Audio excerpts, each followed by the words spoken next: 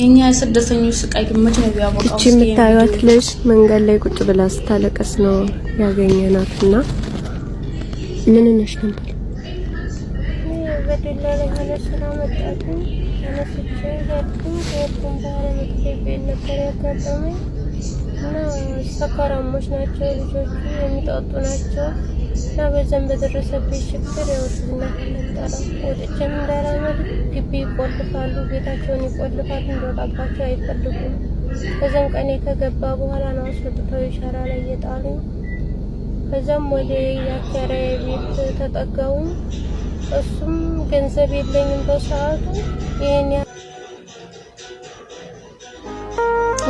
እባካችሁ ኤምባሲ ይሄ ነገር መፍትሄ ካለው ተባበሯት እባካችሁ ማለት ነው ማለት ይረጋገጣል ሰው አንድ ሰው ልጅ ነው ተብሎ አይለጠፍበትም ቪዲዮ እንደሰማችሁት ነው ሁለቱንም በመጀመሪያ ማለት የምፈልገው ነገር ሁላችንንም ከእንደዚህ አይነት ነገር አላህ ይጠብቀን ወላሂ አላህ ይጠብቀን ሁላችንንም እንደው ስደት ላይ ያሉትን ወላሂ አላህ ይጠብቀን ሁላችንንም ከእንደዚህ አይነት ሰቀቀን የምንኖረው ህይወት ሰቀቀን እንደዚህ አይነት ነገር ሲፈጠርብን ሰቀቀን ብቻ ወላሂ ሴት ልጅ ስትሆኑ በጣም ብዙ አይነት ፈተና ታያላችሁ በጣም ብዙ አይነት ነገር ታያላችሁ በቃ ብቻ ከሀገር የምንወጣው ራሱ ከሀገር የሚወጣው ራሱ በጣም ብዙ ነገር ሞክራችሁ በጣም ብዙ ነገር በቃ ቢያንስ እስቲ ሰርቼ ራሴን ለውጥ ብሎ ከሀገር ሲወጣ በጣም ብዙ አይነት ፈተና አለ ሴት ልጅ ላይና ወላሂ ብቻ ባለንበት እኛ የመዳም ቅመሞችን ባለንበት ቤት አላህ ይጠብቀን ወላሂ አላህ ይጠብቀን በሄርንበት ሁላ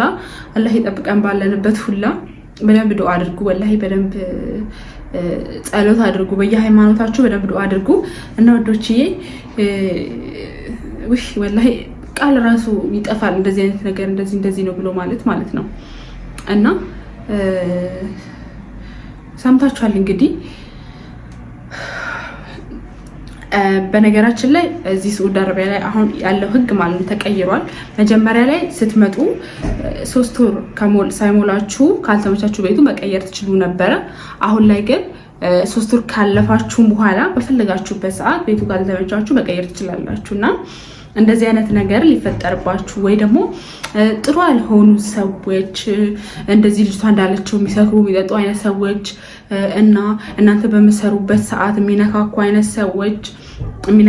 ሰዎች እናንተ በመሰሩበት ሰዓት የሚረብሿችሁ አይነት ሰዎች እናንተ በሄዳችሁበት ሰዓት አብራችሁ የሚሄዱ አይነት ሰዎች በተለይ ደግሞ ማዳሞቻችሁ ከቤት በጣም ወጥተው በጣም ብዙ ጊዜ የሚቆዩበት አይነት ቤት ሰዎች ከሆናችሁ ወላሂ ለቃችሁ ውጡ ምንም በላይ ምንም ብትሰሩ ምንም ብትለፉ የዘላለም ጸጸት እድሜ ዘላለማችሁን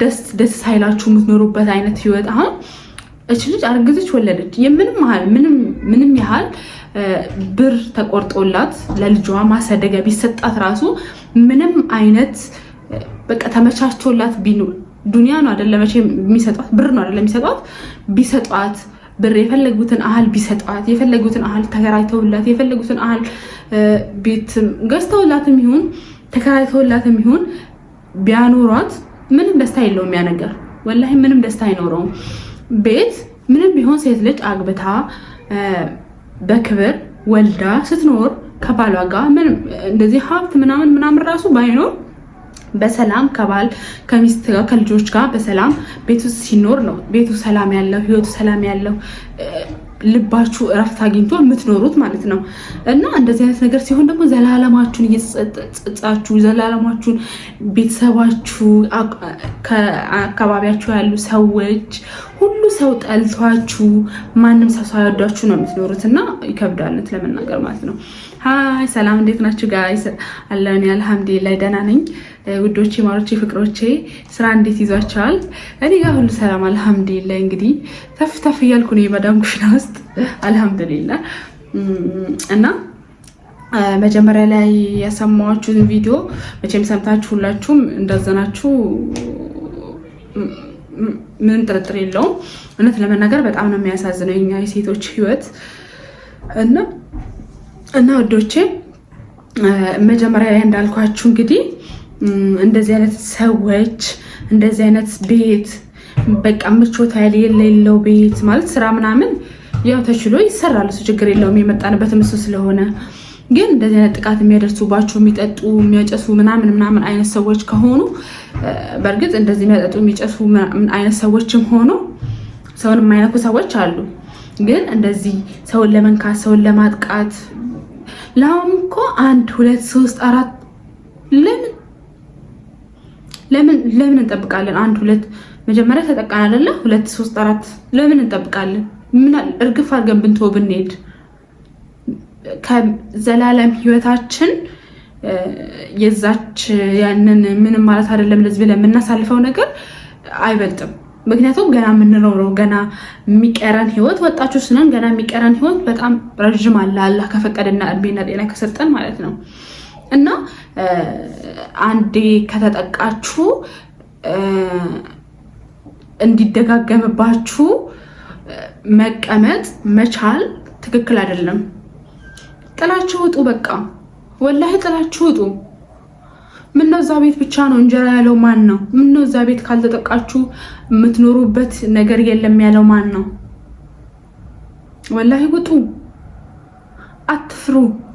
አንዴ ነው ወጣ ነው፣ አንዴ ነው ወተን ከቤት አንዴ ነው ከቤተሰባችን ከሀገራችን ሁሉን ነገር ጥለን ሁሉን ነገር እርግፍ አድርገን የወጣ ነው። እንደፈለግንበት የምንኖርበት ሀገር፣ እንደፈለግንበት የምናወራበት የምንሰማበት ሀገራችንን ጥለን የወጣ ነው አንዴ ነው። ስለዚህ አንዴ ጥለን ከወጣን ደግሞ እንደዚህ አይነት ጥቃት ሲደርስብን ዝም ማለት የለብንም፣ መፍራት የለብንም። አትፍሩ፣ በቃ አትፍሩ። ሀታ እንደዚህ አይነት ነገር አይደለም ሌላም ነገር ራሱ ለምሳሌ የሚደበድቧችሁ የሚመታችሁ ምናምን አይነት ራሱ ከሆነ አትፍሩ፣ ወላሂ አትፍሩ። በጉልበታችሁ ነው ሰርታችሁ እየኖራችሁ ያላችሁት እንጂ ነፃ አይደለም እያሰሯችሁ እያኖራችሁ ያሉት። እኛ ዛሬ እንስራ ይሄ ቀን ያልፋል ብለን እንጂ እነሱ የሚያዩበት አይን ራሱ እኛን እነሱ የሚያዩበት አይን ራሱ አልነግራችሁም ለእናንተ ማለት ነው። ታውቃላችሁና ውስጡ ያለው ያውቃል በምን አይነት አይን እኛን እንደሚያዩን ማለት ነው። እና ራሳችሁን ጠብቁ። እዚህ ከምንኖረው ህይወት ገና የሚጠብቀን ህይወት በጣም ረጅም ጊዜ በጣም ብዙ ጊዜ ስላለ ዛሬ ላይ ዝም ካላችሁ ህይወታችሁን ዘላለማችሁን እየተጸጸታችሁ ሰላም ሳይኖራችሁ ነው የምትኖሩት። ስለዚህ ራሳችሁን ጠብቁ። ከዛ በተረፈ ደግሞ ዝም አትበሉ። ጥላችሁ ውጡ። ምንም ነገር ይፈጠር ጥላችሁ ውጡ። እኔ እንደውም ምን ግራ እንደሚገባኝ ታውቃላችሁ? እነዚህ ኤምባሲ ላይ የሚሰሩት ሰዎች አንደኛ ልጆች የላቸውም ወይ እናት የላቸውም ወይ እህቶች የላቸውም ወይ ዘመድ የላቸውም። ግራ ነው የሚገባኝ ወላሂ። እንዴት ነው እንደዚህ ሴቶች እየተጠቁ ሴቶች እየተደፈሩ ሴቶች እየተደበደቡ ሴቶች እንደዚህ እየሆኑ በሰው ሀገር ላይ ነው ማለት ነው።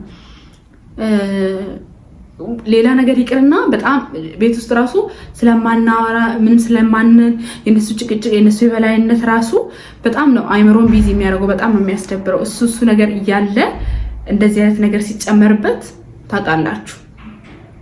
እና እንዴት ነው ብሩ ራሱ የሚበላላቸው? እንዴት ነው ደሞዝ ወስዶ የሚበሉት?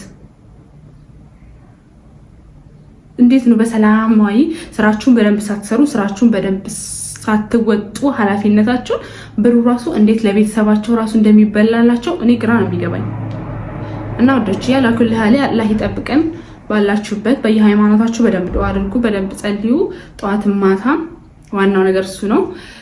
እና ከዛ በተረፈ እንዳልኳችሁ እንደዚህ አይነት ነገር ሲያጋጥማችሁ ካልሆነ ጥላችሁ ውጡ፣ ካልሆነ ሀቢባ አለች ለሀቢባ ተናገሮች። ልጅ አሁን ሲደጋገሙባ ብትናገር ኖሮ ይሄ ሁሉ እዚህ መዘዝ ጋር አትደርስም ነበር። እና ወዶቼ ወዳችኋለሁ። ዩቲዩብን ደግሞ ላይክ፣ ሼር፣ ሰብስክራይብ አድርጉልኝ። ሀሳባችሁን ደግሞ ኮሜንት ላይ ሳውቁኝ። በደንብ ላይክ፣ ሼር፣ ኮሜንት አድርጉ። ለማዳም ቀሞች ሼር አድርጉላቸው። ወዳችኋለሁ። ባይ